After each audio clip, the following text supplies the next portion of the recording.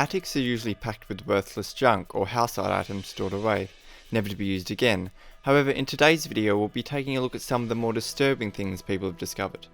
The next time you move into a new home, you might want to take a peek in the attic. You never know what creepy things you might find. From chilling criminal activities to mysterious artifacts, these are 5 of the most disturbing things found in attics. We found number 1 truly shocking.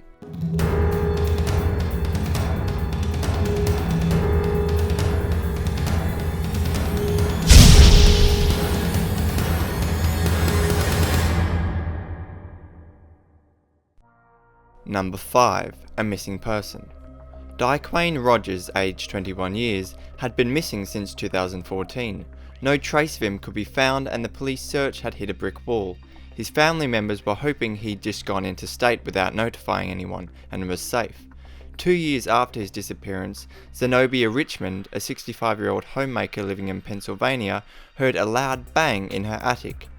Upon investigating the noise, she noticed a foul smell, and upon entering the attic she discovered the body of a missing man, Dykwain Rogers. The man found in her attic was in fact Zenobia Richmond's grandson. Mystery still remains over Dykwain Rogers' death. His last Facebook post may suggest suicide. It read, "I have been having the worst luck lately." Number 4. A human skull. Retired tax collector Jacques Belanger found something quite bizarre in his attic, an old preserved human skull. However, the skull wasn't just any ordinary skull, it was found to be that of a monarch from 400 years ago, Henry IV. Henry IV was the ruler of France up until 1610. It was discovered that Henry's grave had been ransacked by the revolutionaries 183 years after his death, and they had chopped off his head. Wishing to keep the skull as a souvenir, a French couple had bought it in an auction in the 1900s, before finally selling it to the Belanger family for 5,000 francs in 1955. Number 3. An attic affair. Wahlburger Dolly Korschel, a woman in her early 30s, married French Österreich, a wealthy owner of a successful apron factory in 1904. The couple settled in Milwaukee. However, their marriage was not a happy one, as Fred drank too much. Years later, in 1913, Dolly started meeting a man by the name of Sanhuber, who worked for her husband, and started having an affair with him. In the early days of their relationship, Dolly and Sanhuber met in hotels. However, they started to become more daring and meeting at Dolly's house. This was not a good idea, as the neighbours were beginning to become suspicious after constantly seeing an unknown man walk into her home. Dolly and Sanhuber soon made a plan. He would quit his job and live in the couple's attic. They furnished the attic with a bed and desk, and by 1918, Sanhuber had been living in the attic undetected for 5 years. Fred's drinking became more and more unstable over the years, and Dolly and Sanhuber had decided to murder him and make it look like a home invasion. So one day Sanhuber came out of the attic and shot Fred Österreich. Their plan worked, and Dolly inherited millions from her husband's death.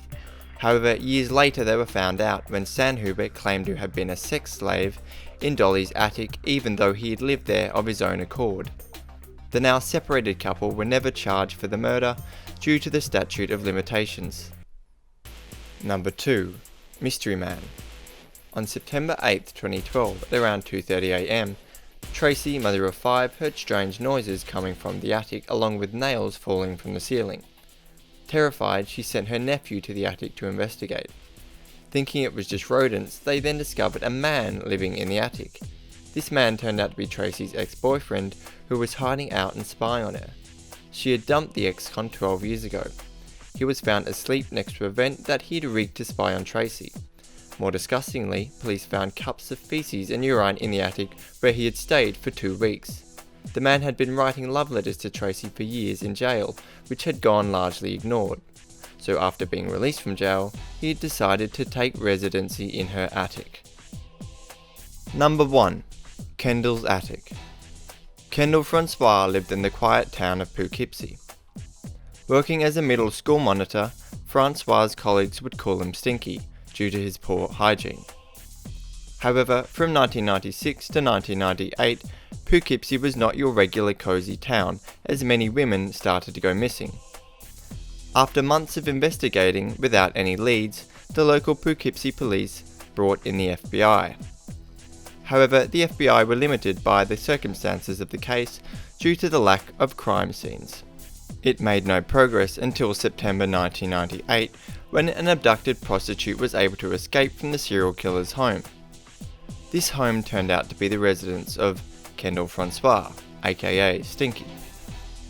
Police and FBI investigated Francois' home, where they soon came across a horrific crime scene. Stored away in the attic were the bodies of all the missing women. 2 days after his arrest, Francois was indicted for the murders and was sentenced to 200 years in prison. He died on the 11th of September 2014.